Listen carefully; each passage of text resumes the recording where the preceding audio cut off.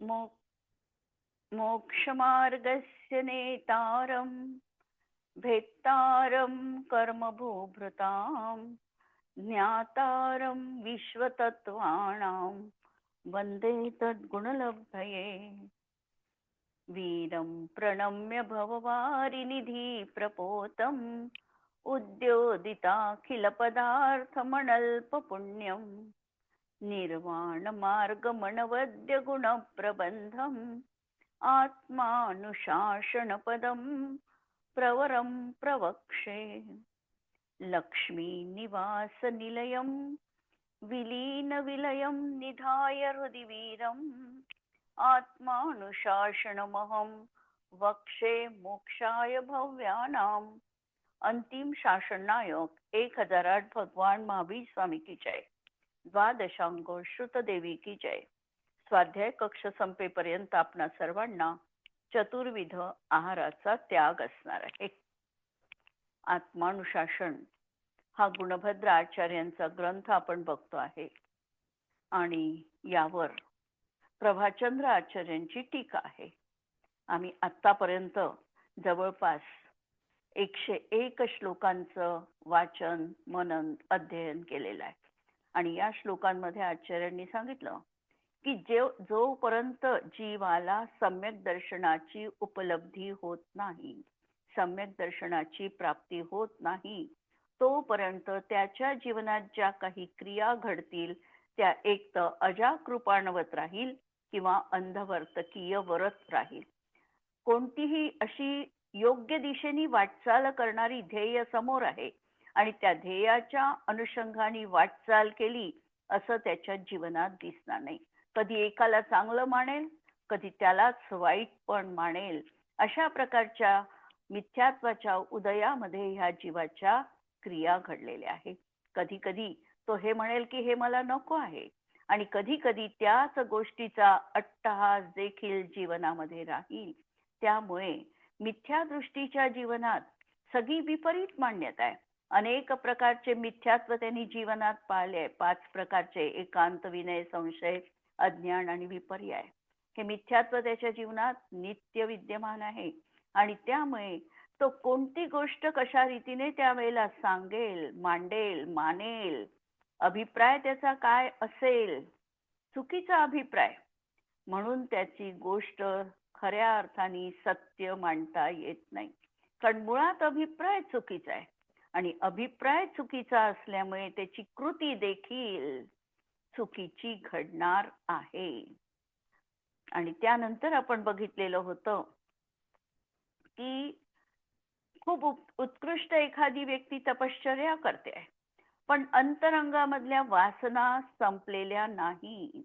बाह्यतः तपामध्ये लीन दिसतो आहे आणि अंतरंगामध्ये वासनेची ज्योत अजूनही कायम आहे। तर त्याचा परिणाम असा होणार आहे की तपसंयमाच्या माध्यमातून देखील हा विषय तृष्णेचा त्याला नाश करता येत नाही। उलट कधी कधी विषय तृष्णाच बलवती झालेली दिसते आणि त्याचं पूर्ण जे काही आयुष्य असेल, त्याचा भव असेल, हा भव देखील त्यामुळे बिघडतो। म्हणून भव जर आम्हाला सुधारायचा असेल तर आमच्या अंतरंगामध्ये आधी वैराग्य उत्पन्न व्हायला पाहिजे। विषय वासनांना आम्हाला दूर ठेवायला पाहिजे आणि सातत्याने आमच्या मनाला आम्हाला उपदेश द्यायचा आहे। कोण देईल हा उपदेश? आचार्य म्हणतात स्वयं आत्मा आत्मानं गुरु। आत्माच आत्म्याचा गुरु आहे आणि तुलाच तुझं समजावावं लागणार आहे। दुसरे कितीही समजवलं तरी जोपर्यंत व्यक्ती समजून घेणार नाही तोपर्यंत त्याला ते समजणं अशक्य आहे। समजून घेण्याची तयारी असेल तर समजणार आहे। आचार्य परोपरीने आम्हाला सांगत आहे, पण आमची तशा प्रकारची अजूनही मानसिकता होत नाही, ती बदलली नाही आमची मानसिकता आणि म्हणून आचार्यांना वारंवार आम्हाला जागं करावं लागतं आहे। आता जसं आचार्यांनी याच्या अधीन असणाऱ्या जीवनात कशा गोष्टी घडतात हे सांगितलं, त्याप्रमाणे आता पुढची उदाहरणं काही त्यागाची पण दिसतात। व्यवहारामध्ये असं पण आम्हाला दिसतं की एखादी व्यक्ती आहे, वैराग्य तिच्या अंतरंगात उत्पन्न होतं आणि पहा, बहुतांश वैराग्य झालेले जे आमच्या पुराणातल्या कथा आहे त्या क्षत्रिय वंशाच्या आहे, उच्च पदस्थ आहे, राजकुलातले आहे किंवा उत्कृष्ट श्रेष्ठी घराण्यातले आहे. अशा प्रकारच्या लोकांच्या मनामध्ये वैराग्याचं अंकुर लवकर उत्पन्न होतं. या कथांवरून आम्हाला ही गोष्ट प्रामुख्याने दिसते. तर अशा काही व्यक्ती जगात असतात की ज्या पहिल्यांदा सगळ्या आपल्या इस्टेटीचा सुयोग्य विनियोग करतात. कुणाला किती द्यायचं, या मंदिरला किती द्यायचं, शिखरजीला दान किती द्यायचं, हे सगळं ते काढून आणि मग आपलं उर्वरित आयुष्य ते योग्य धर्म कार्यात लावतात आणि वनामध्ये तपश्चर्या करतात. काही असे त्याही पेक्षा महान त्यागी आहे की ते पैसा म्हणजे हा काय आहे, शेवटी पुद्गल आहे. जसं आम्हाला कमालचं एक उदाहरण मिळते की त्याचे वडील हे चाललेले होते आणि वडील चालले असताना ते जंगलात जात असताना त्याला एक नाणं दिसतं, सोन्याचं नाणं. मागून त्यांचा मुलगा येणार असतो. त्याला वाटतं मुलाच्या मनात लोभ उत्पन्न होईल म्हणून त्या सोन्याच्या नाण्यावर माती टाकतात आणि समोर जातो. मुलगा ते दुरून बघत असतो की वडिलांनी काय केलं. कबीर आणि कमाल अशी ती गोष्ट आहे कबीराच्या जीवनातली, आणि कमाल त्यांचा मुलगा.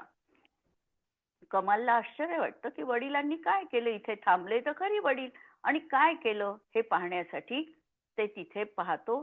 तर त्यांनी त्या नाण्यावर माती टाकलेली त्याला दिसते आणि त्याला लगेचच जाणीव होते की वडिलांनी ही माती का टाकली. माझ्या मनामध्ये पैशाचा मोह उत्पन्न होईल अशी वडिलांना भीती वाटली आणि म्हणून त्यांनी त्या सोन्याच्या मोहरावर माती टाकली आणि ते समोर गेले की जेणेकरून मला ती सोन्याची मोहर दिसूच नाही. परंतु कधी कधी असं म्हटलं जातं की बाप से बेटा सवाई. त्याप्रमाणे कबीरापेक्षा देखील तो कमाल त्याही पेक्षा ज्ञानाने पुढे होता. तो समोर गेला. गेल्यानंतर वडील ज्या ठिकाणी थांबले होते त्या ठिकाणी वडिलांना त्यांनी विचारलं, तुम्ही मातीवर माती का टाकली.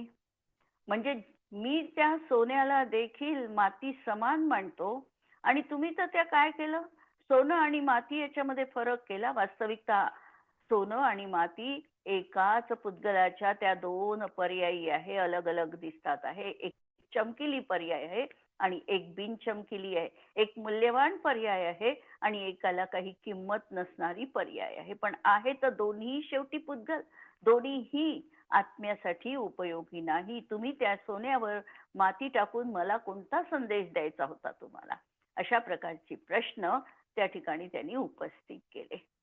ही झाली दुसऱ्या कॅटेगरीतली व्यक्ती की ज्यांनी अशा प्रकारचा वस्तूला कुठल्याही प्रकारची लिखापढी न करता, ज्यांनी घ्यायची असेल संपत्ती तो घेईल, कारण मी काही आणलं नव्हतं आणि मी काही नेऊ शकत नाही. इथे ही संपत्ती या पृथ्वीवर पडली आहे, या पृथ्वीवरती तशीच पडली राहील, अशा प्रकारे भाव करून हा दुसरा व्यक्ती असणार आहे. आणि तिसरी व्यक्ती तर त्याच्या जीवनात तर त्यागाची इतकी पराकाष्ठा आहे की तो त्या संपत्तीला स्पर्श पण करत नाही. मिळालेली आहे भारंभार संपत्ती, पण त्याला स्पर्श न करता तो त्याचा त्याग करतो. अशी ही उत्तरोत्तर त्यागाची चढती भाजणी या श्लोकामध्ये आचार्य आम्हाला सांगतात आहे.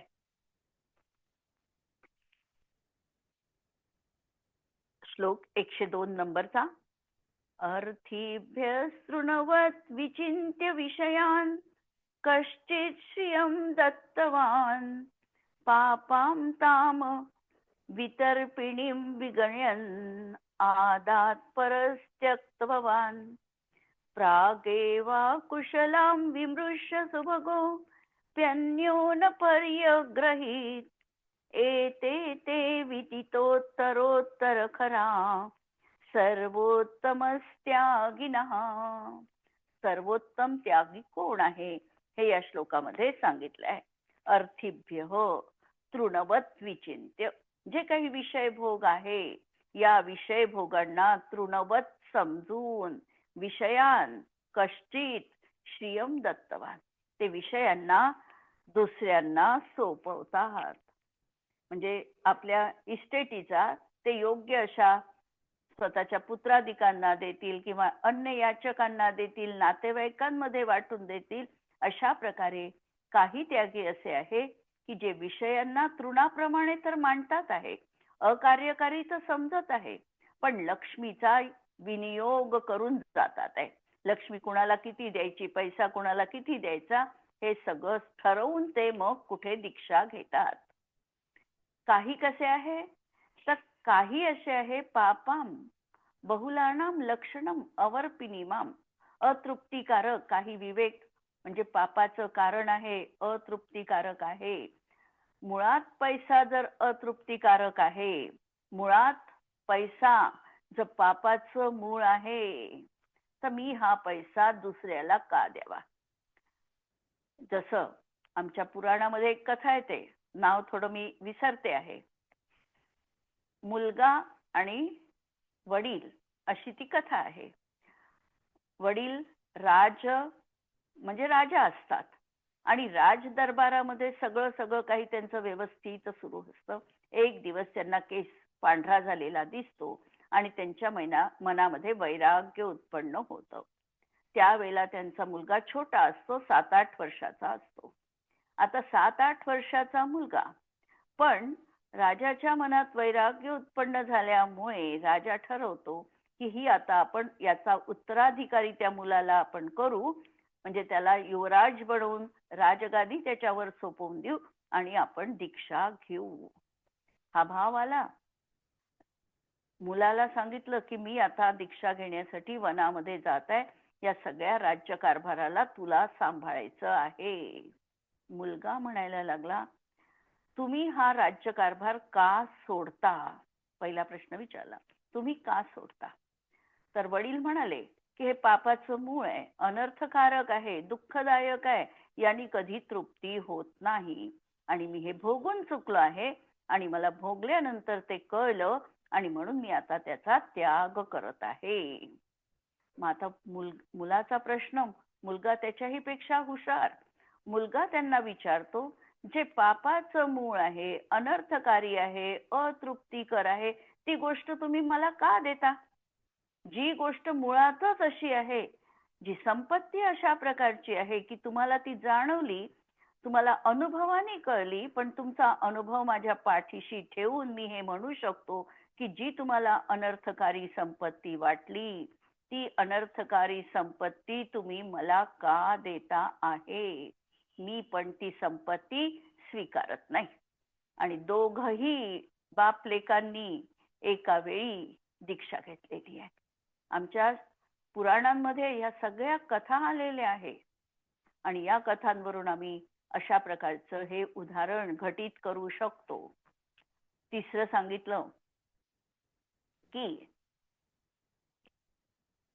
ही संपत्ती कशी आहे तर प्रागेव, म्हणजे पहिल्यांदाच अहितकारी आहे, अकुशलाम विमृश्य, ही धनसंपत्ती अहितकर आहे असं जाणून सुभगः पर्यग्रहितम न, ही संपत्ती तो सुभग म्हणजे सुविवेकी हा पहिल्यांदाच तो ग्रहण करत नाही. जसं या मुलानी की पहिल्यांदाच त्यांनी सांगितलं जर ही अहितकारी आहे तर मी याला स्पर्श पण करणार नाही, मला ही संपत्ती पण नको आहे, मीही तुमच्यासोबत वनामध्ये दीक्षा घेण्यासाठी जाणार आहे, येणार आहे. ग्रहण न करता त्या संपत्तीचं जे काय व्हायचं असेल ते होईल. तशी ही संपत्ती पुद्गलाची या पृथ्वीवरची धरा आहे आणि या पृथ्वीवरची धरा रूपानीच राहणार आहे. मी त्याच्यामध्ये काहीही करू शकत नाही. कोणत्याही जीवानी आपल्यासोबत एक एवढूस देखील पृथ्वीवरचं ऐश्वर्य तो नेऊ शकलेला नाही. पृथ्वीवरचं ऐश्वर्य म्हणजे धरावरची धरा अशीच धरा राहणार आहे. अशा तऱ्हेने हे आहे. विषय तृष्णेचं कारण धनसंपत्ती आहे. कारण त्यामुळे विषय आणि भोगाकांक्षा वाढत जाते. जितकी आम्ही विषयांची तृप्ती करत जाऊ तितकी विषयांची वासना, लालसा, तृष्णा ही वाढत जाते. आणि म्हणून विवेकी जन विषय तृष्णेचं मूळ कारण जी संपत्ती त्याचाच त्याग करतात. प्रथम प्रकारचे त्यागी ते की ज्यांनी लक्ष्मीला तुच्छ मानून स्वतःचे पुत्राधिकांना दिली. पण या देणाऱ्यांचा कषाय अंश विद्यमान आहे, कारण त्या ठिकाणी राग भाव आहे. अजूनही संपत्ती सोडली पण ती संपत्ती दुसऱ्याच्या हाती जाऊ नये, माझ्याच वारसांना मिळावी, हा कषाय अंश माझा वारस. आता वास्तविकतः कोणताही जीव कुणाचा नाही आहे. प्रत्येक जीवाची स्वतंत्रता आहे आणि ते या इथे कसे जमलेले आहे. दिग्देशेभ्य खगा एत्य संवसंती नगे नगे स्वकार्यवशात यांती देशे दिक्षु प्रगे प्रगे. पूज्यपादाचार्य म्हणतात समाधी शतक मध्ये की अशा प्रकारे रात्रभर एखाद्या झाडावर पक्षी एकत्रित यावे. वास्तविकतः ते रात्रीचा विसावा घेण्यासाठी तिथे आलेले आहे. त्यांचा एकमेकांशी कोणताही संबंध नाही. आणि सकाळ होताच स्वस्व कार्यवशात यांती देशे दिक्षु प्रगे प्रगे. आणि सकाळ होताच ते आपापल्या दिशेने निघून जातात. हा रैन बसेरा जो आहे हा फक्त तेवढ्या काळापुरता आहे. एका कुटुंबामध्ये 10 जण राहतात. 10 जण कसे आले आहे, निवाऱ्यासाठी एकत्र आलेले आहे. जसा त्या झाडाचा आश्रय 10 पक्ष्यांनी घेतलेला आहे. आणि स्वतःच स्वार्थ संपला की प्रत्येक जण त्या ठिकाणी आपापल्या दिशेने निघून जाणार आहे. भवितव्यता किंवा निश्चय तर हा आहे. आम्ही भलाई त्यांच्यामध्ये अनुराग करतो, आम्ही मोह करतो, हे माझं आहे म्हणतो, पण जगामध्ये माझं परवस्तू होऊ शकत नाही. स्व आत्मा याशिवाय परद्रव्या म्हणजे परात्मे म्हणजे पुत्र मित्र आदी सुद्धा हे माझे नाहीत. ज्यांना मी स्वकीय म्हणतो आहे ते स्वकीय स्वकीय नाही, हे सत्य. अशा प्रकारे आम्हाला लक्षात घ्यायचंय. म्हणून जेव्हा व्यक्ती म्हणतो की मी माझी संपत्ती माझ्या वारसांना सोपवतो, तिथे अजूनही रागंश विद्यमान आहे. हे माझे वारस आहे, माझं नाव चालणार आहे, माझ्या पुढे हे कार्य करतील, कशाय राग विद्यमान आहे. आणि हा राग कदाचित अनंतानुबंधीचा पण असू शकतो. कोणत्या जातीचा असेल हे आम्हाला सांगता येत नाही. असा हा कषांश त्यांच्यामध्ये विद्यमान आहे. म्हणजे त्यांनी स्वतःचं आत्महित तर बघितलं, पण संपत्तीविषयी अजूनही किंचित अनुराग मनामध्ये आहे. आणि बाकीच्या जीवांबद्दल त्यांनी आत्महित काय त्यांचं इकडे मात्र बघितलं नाही. दुसऱ्या प्रकारचे त्यागी ज्यांनी संपत्तीला पापजनक आणि अतृप्तिकारक मानले. यात त्यांना असे परम वैराग्य झाले की त्यांना बाह्य संपत्तीचं कोणतंही प्रयोजन नाही. कुणी ती घ्यावी काहीही नाही. आहे, पडली आहे, ज्याच्या नशिबात असेल, ज्याचं भवितव्यता असेल, ज्याला मिळायची असेल त्याला मिळेल. आणि तसंही आम्ही ठेवली म्हणून पिढीला दुसऱ्या पिढीला मिळेलच याचीही खात्री नाही. आज आम्ही एवढ्या आपदा बघतो. जर नेपाळ सारख्या आम्ही आपदा बघितल्या, 5 सेकंदामध्ये सगळं होतच नव्हतं झालं. संपत्ती काय, स्वतःचा देह ते देखील वाचवू शकले नाही. अशा प्रकारची संपत्ती तर एका म्हणजे कुठे कधी कशी निघून जाईल कुणीही काहीही सांगू शकत नाही. म्हणून त्या संपत्तीचं काहीही न करता ती संपत्ती आहे तशी सोडून दिली. आणि तिसरे त्यागी असे आहे की त्यांनी प्रथमतः संपत्तीला अकल्याणकारी मानले. प्रथमतःच जाणलं की हे अकल्याणकारी आहे आणि त्यांचं त्यांनी ग्रहण केलं नाही. पहिल्या 2 याच्यामध्ये भोगलं तरी आहे, तिसऱ्या याच्यामध्ये त्यांनी भोग न भोगताच त्याचं स्वरूप जाणलं आणि त्याला सोडून दिलं, म्हणजे त्यांना भोगण्याचा भाव पण त्या ठिकाणी उत्पन्न झाला नाही. अशा प्रकारची त्यागाची परिसीमा. आणखी एक कथा आमच्या याच्यात येते. राजा आहे आणि त्याच्या 4 राण्या गोष्टी ऐकत आहे आणि गोष्टी सांगायला सुरुवात केली आहे. वैराग्य कथा सांगत आहे, एक एक एक एक सांगत आहे.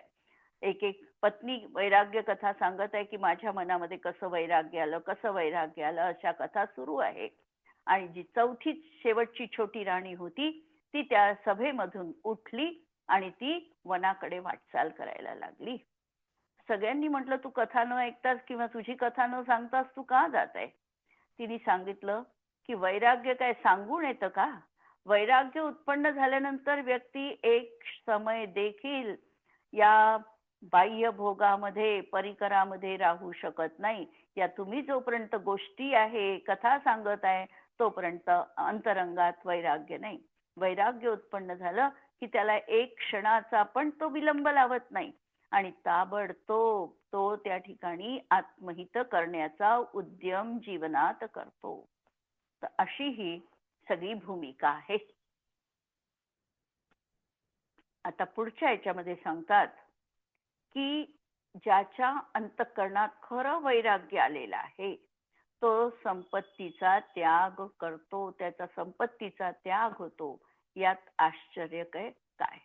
सत्पुरुषांना संपत्ती प्राप्त झाली तरी त्याचा त्याग करण्यात त्यांना काहीही त्या ठिकाणी आश्चर्य किंवा खेद अशा प्रकारचा होत नाही. विरज्य संपद संत्यजन्ति किमि महाद्भुतं वाम वमीत किं जुगुप्सावान सुभुक्तमपि भोजनम. सत्पुरुष विरज्य म्हणजे वैराग्यवान होऊन संपदा त्यजंती संपदेचा त्याग करतात. कोण? तर संत विरज्य संपदा त्यजंती. किम इदम महाअद्भुतम, हे काय आश्चर्य आहे का?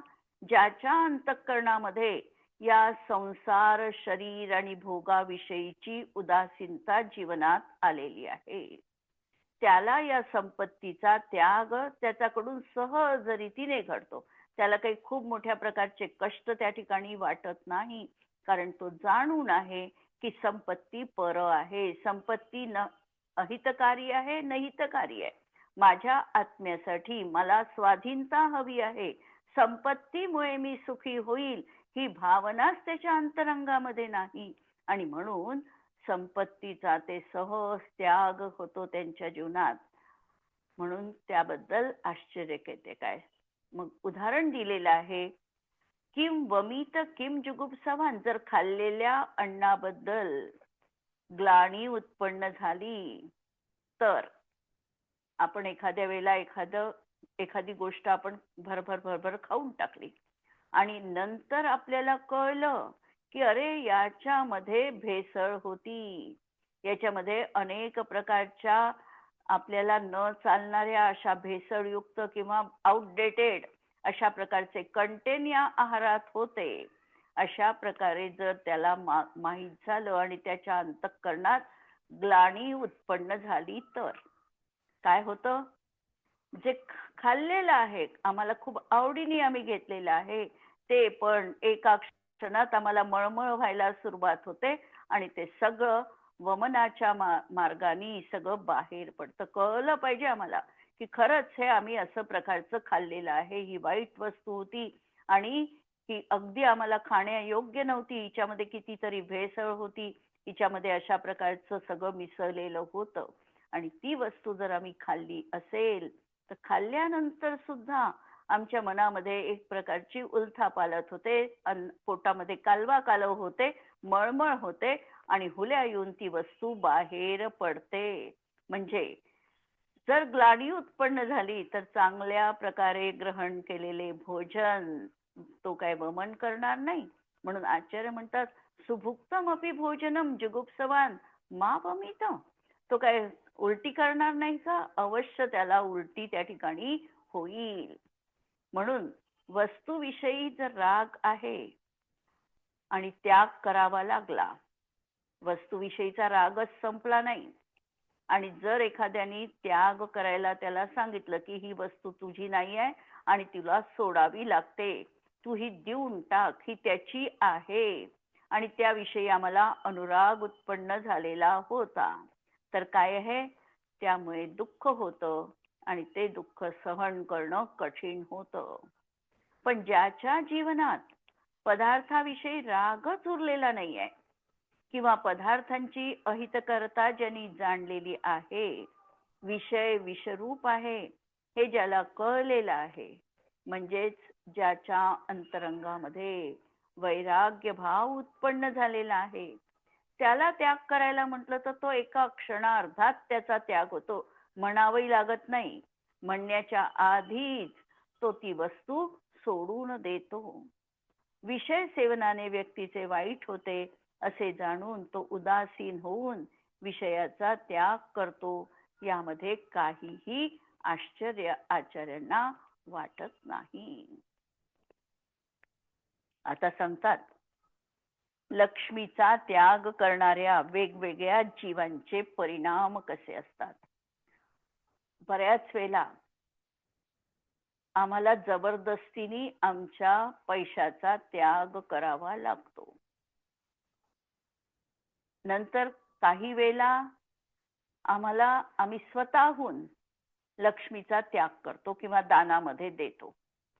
आणि तिसरी अशी परत व्यक्ती दाखवली की जी स्वतःच्या तत्वज्ञानामध्ये लीन आहे आणि ती कोणत्याही प्रकारची अशी बाह्य प्रतिक्रिया न देता स्वतःविषयीचा आत्मतत्वाचा विचार करते आहे. तिच्या जीवनामध्ये अशा प्रकारचे भाव उत्पन्न होत नाही. ती त्रयस्थ भूमिका तिची असते, माध्यस्थ भाव तिचा असतो. लक्ष्मी आली काय, गेली काय, कोणी चांगलं म्हटलं काय, वाईट म्हटलं का, काहीही तिला त्याच्याविषयी वाटत नाही. एवढ्या उच्च भूमिकेत ती पोचलेली असते, वरची भूमिका गाठली की ज्या ठिकाणी आता कोणत्याही तऱ्हेच्या समता भाव आला आहे. सुखदुःख असो, रागद्वेष असो, मान अपमान असो, या सगळ्या गोष्टी एका भूमिकेवरून पाहण्याची दृष्टी आली आहे. आणि ही कधी येऊ शकते, समजा आम्ही जोपर्यंत जमिनीवर आहोत तोपर्यंत आम्हाला काय वाटतं, ही इतक्या मजली इमारत आहे बा, ही 70 मजली इमारत आहे, ही 40 मजली आहे, ही 10 मजली इमारत आहे, असा आम्ही त्या ठिकाणी भेदभाव करतो. पण ज्या वेळेला आम्ही विमानातून प्रवास करत आहे त्यावेळेला आम्हाला काय जाणवतं, त्यावेळेला आम्हाला त्या इमारतीची उंची जाणवतच नाही, आम्हाला फक्त बारीक बारीक बारीक बारीक असे त्या ठिकाणी इमारती दिसतात आणि असं वाटतं की सगळ्या इमारती एक समान आहे, एका उंचीवर आहे. आमच्या दृष्टीमध्ये भेदभाव पूर्णपणे गौण होऊन जातो आणि फक्त खाली जमीन आहे आणि जमिनीवर अशा प्रकारचे इमारती आहे, लोक निवास करतात आहे, अशा प्रकारची एक भूमिका आमच्या मनात येते. पण जोपर्यंत खाली आहे म्हणजे खालच्या भूमिकेत आहे तोपर्यंत आम्हाला अशा प्रकारे चांगला वाईट शोक अशा प्रकारच्या भूमिका आम्ही जीवनात करत असतो. आचार्य हेच सांगतात या ठिकाणी, श्रियं त्यजन् जड शोकः शोकं विस्मयं सात्विकं सतां करोति तत्त्वविचित्रं न शोकं न च विस्मयं. श्रियं त्यजन, श्रिय म्हणजे लक्ष्मी, लक्ष्मीला सोडताना जडह शोकम, जड व्यक्ती जी आहे, जड व्यक्ती म्हणजे मूर्ख व्यक्ती, जिची बुद्धी जड आहे तिला जड म्हटलंय. आणि तसंच या जड शब्दापासून जाड्य शब्द बनलेला आहे. जाड्य म्हणजे अज्ञानता, म्हणजे जिच्या जीवनात अशा प्रकारची अज्ञानता प्रचुरतेनी आहे, जी मूर्ख व्यक्ती आहे, ती संपत्तीचा ज्या वेळेला त्याग करावा लागतो त्यावेळेला ती काय करते, शोकम, ती शोकाकुल होते. एखाद्या वेळेला आमचा अनुराग आहे आणि अनुराग असताना जर आम्हाला कोणत्या तरी कारणाने एखाद्या वेळेला इन्कम टॅक्सची धाडच आमच्या घरावर पडली समजा, आणि आमची सगळी संपत्ती त्या ठिकाणी सील केल्या गेली, काय होतं, हा जो आहे धनसंपत्तीचा लोलूप असणारा व्यक्ती माझी एवढी संपत्ती मला फुकट गेली, सरकार जमा करावी लागली, अशा प्रकारचा शोकाकुल बनतो. हे पहिल्या प्रकारचं झालं. जो आता म्हणेल माझ्या हातात दम आहे, मी तर काहीही करू शकतो, मी लाथ मारेल तिथे पाणी काढू शकतो, अशा प्रकारच्या पुरुषार्थावर ज्याचा विश्वास आहे, स्वतःच्या बाहुबलावर ज्याचा विश्वास आहे, तो काय म्हणतो, मी तर माझ्या संपत्तीचं दान पण करेल, मी वाटेल तशी ती उधळेल पण. पण असं असताना देखील काय होतं, मी परत ती मिळवू पण शकतो. मी कंगाल झालो तरी शून्यातून मी माझी दुनिया निर्माण करू शकतो. अशा प्रकारचा दुसरा पुरुष असतो आणि तो असा विचार करतो. आणि त्याच्यासाठी कसं आहे, ती संपत्ती ही काय ठरते त्या ठिकाणी, एक प्रकारच्या उन्मत्ताला, गर्व करण्याला कारणीभूत ठरते. आणि तत्वज्ञानी पुरुष मात्र कसा आहे, लक्ष्मीचा त्याग करताना करोती तत्वविद चित्रम न शोकम न च विस्मयम. आणि तो शोक पण करत नाही किंवा त्या ठिकाणी आश्चर्य पण करत नाही. तो मध्यस्थ भाव त्याचा जीवनात असतो. त्याला हे पक्क तत्वज्ञान ज्ञात आहे की माझ्या जीवनात मला जितकं प्राप्त होणार आहे तितकंच मला प्राप्त होणार आहे. जरी माझ्या साताचा जसा उदय असेल त्याच प्रमाणात सगळं काही होणार आहे. मी कितीही पुरुषार्थ केला तरीही मला ते प्राप्त होणार नाही, कारण तत्वज्ञान त्याच्या अंतरंगात जागृत आहे. अभिप्राय त्याचा समीचीन बनलेला आहे. वस्तू स्वभाव काय आहे हे त्याला कळलेलं आहे. आणि जितका परिग्रहाचा संचय मला आवश्यक आहे तेवढा मी करेल. आणि अशा प्रकारे हा तत्वज्ञानी पुरुष गर्व पण करत नाही आणि पुरुषार्थाची शेखी पण मिरवत नाही किंवा शोक पण करत नाही. म्हणून धनादिकांचा त्याग होताना संसारी जीवाचे भाव पहा कसे होतात. पुरुषार्थरहित व्यक्तीचे कदाचित कोणत्या तरी कारणाने धनादी नष्ट झाले तर त्याचा शोक होतो, खूप शोक होतो, दुःख होतं, तो पश्चाताप करतो.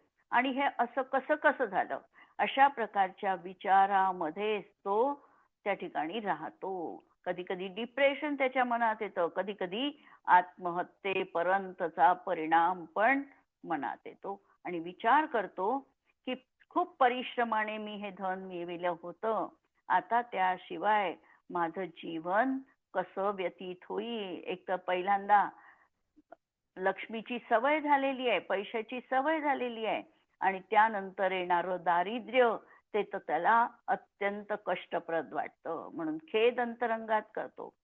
याच्या विपरीत पुरुषार्थवादी असे असतात की मी धन पण कमवतो आणि सगळा धनाचा उपयोग पण मी घेतो, उपभोग पण मी घेईन. आणि हे करताना त्याच्या मनामध्ये एक प्रकारचा अहंकार किंवा गर्व असतो की पहा, मी हा अशा प्रकारे याचा पैशाचा विनियोग केला, मी अशा प्रकारे त्याचा उपयोग केला, मी इतक्या मंदिरांना इतक्या प्रकारचं दान दिलं, किंवा मी अशा प्रकारचं सगळं काही केलं. काय झालं, सांगत असताना देखील एक प्रकारचा अभिमान म्हणजे गर्व, अभिमान त्या ठिकाणी झळकतो बोलण्यातून पण. मग तो विचार करतो, मी हे कमवलं आहे, मी ते सत्कार्यात खर्च करेल, मी परत मिळवेल. अशा प्रकारचे हे दोन विचारधारावाले व्यक्ती आहे. परंतु दोन्ही विचार आचार्य म्हणतात हे अयोग्य आहे. तत्वज्ञानी पुरुष मात्र धनादिकांचा त्याग करताना शोक आणि गर्व दोन्ही करत नाही. कारण आत्म्याच्या शिवाय सगळ्या गोष्टी ह्या परद्रव्य आहे हे त्याच्या अभिप्रायामध्ये अगदी पक्क रुजलेला आहे. त्यामुळे कोणत्याही तऱ्हेने तो असा आत्मतत्वापासून च्युत होत नाही आणि या धनाच्या मागे लागत नाही. बाकीचं आपण उद्याला बघू. जिनवाणी के ज्ञान ते तुझे लोकालोक, तो जिनवाणी मस्तक नमो सदा देत हो. नमो अरिहंताणम, नमो सिद्धाणम, नमो आयर्याणम, नमो वच्छायाणम, नमो लोहे सव्व साहुणम. सर्वांना जय जिनेंद्र.